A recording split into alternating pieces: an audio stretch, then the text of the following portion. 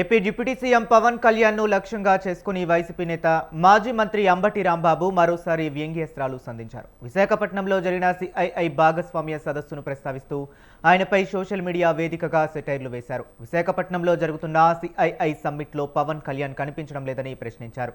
ఈ ట్వీట్కు సీఎం చంద్రబాబు, మంత్రి నారా లోకేష్తో పాటు పవన్ కళ్యాణ్ను కూడా ఆయన ట్యాగ్ చేశారు. ప్రస్తుతం అంబటి చేసిన ఈ ట్వీట్ సోషల్ మీడియాలో వైరల్గా మారింది.